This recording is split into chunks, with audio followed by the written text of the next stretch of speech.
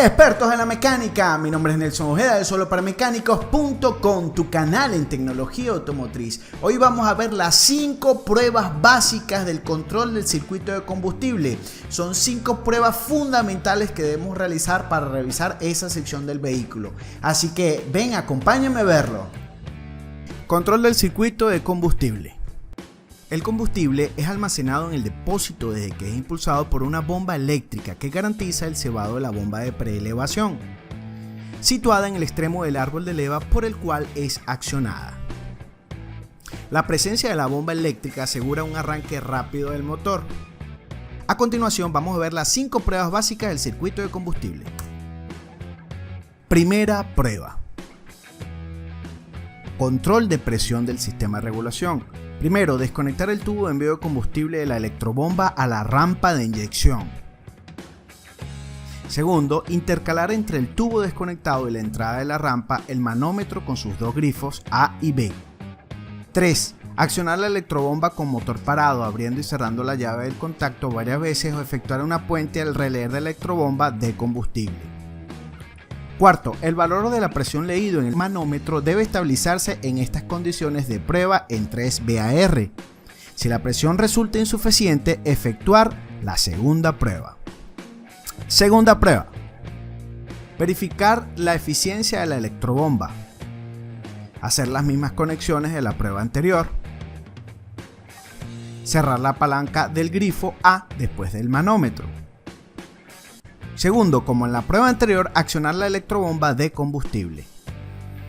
La presión debe alcanzar el 4.5 a 7.5 VAR de acuerdo al vehículo a testear. En caso contrario, sustituir la electrobomba. Tercera prueba. Control de sobrepresión. Si al efectuar la primera prueba el valor medido es superior a 3 VAR, debes, primero, desconectar el tubo de retorno de combustible y colocar un recipiente adecuado para recoger el combustible. Segundo, colocar ambos grifos A y B en posición de apertura. Tercero, accionar la electrobomba con motor parado. Luego, leer los valores de presión con el manómetro. A. Si alcanza 3 bar, hay que comprobar el tubo de retorno de combustible al depósito por estar obstruido o doblado. B. Si supera las 3 bar, hay que sustituir el regulador de presión por ser defectuosa. Cuarta prueba. Control de estanqueidad de los inyectores. Para controlar si se producen goteos en los inyectores, basta con efectuar la conexión de la primera prueba, luego accionar la electrobomba con motor parado.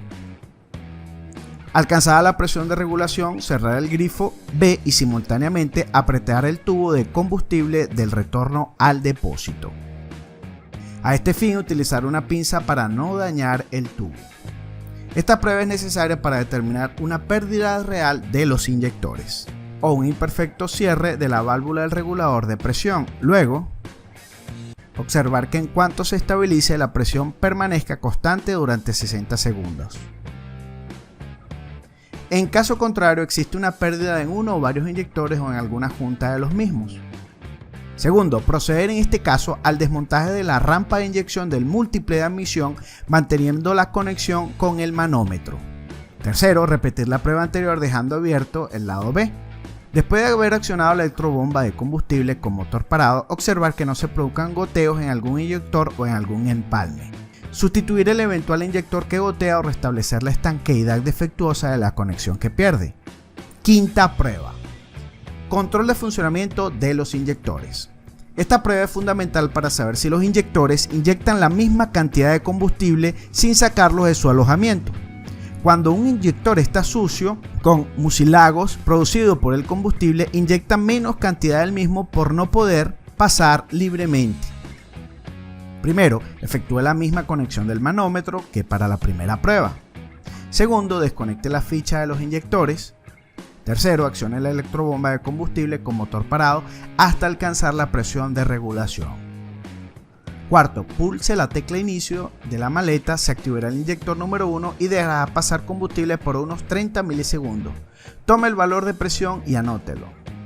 Efectúe el mismo procedimiento para los restantes inyectores si los demás tuvieron la misma caída de presión después de probar los mismos de 2.5 VAR Los inyectores están limpios y funcionan correctamente. Sexto, si por el contrario la caída de presión es en uno o varios inyectores fue menor, desmontemos los mismos para limpiarlos en un lavador de ultrasonido. Este método de trabajo nos permitirá determinar si debemos o no desmontar los inyectores para su limpieza. En algunos vehículos es sencillo y rápido el desmontaje de los inyectores, pero en la mayoría es complicado y lleva mucho tiempo.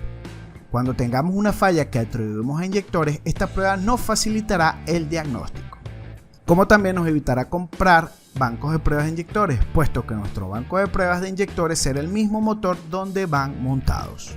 Bien, hemos llegado al final de este video. Si te fue de utilidad, por favor compártelo y dale me gusta. Adicional, si tienes alguna pregunta, por favor déjala en los comentarios y con gusto te responderé. Suscríbete y activa la campanita de notificaciones para recibir todo lo nuevo en tecnología automotriz aquí en Solo para Mecánicos.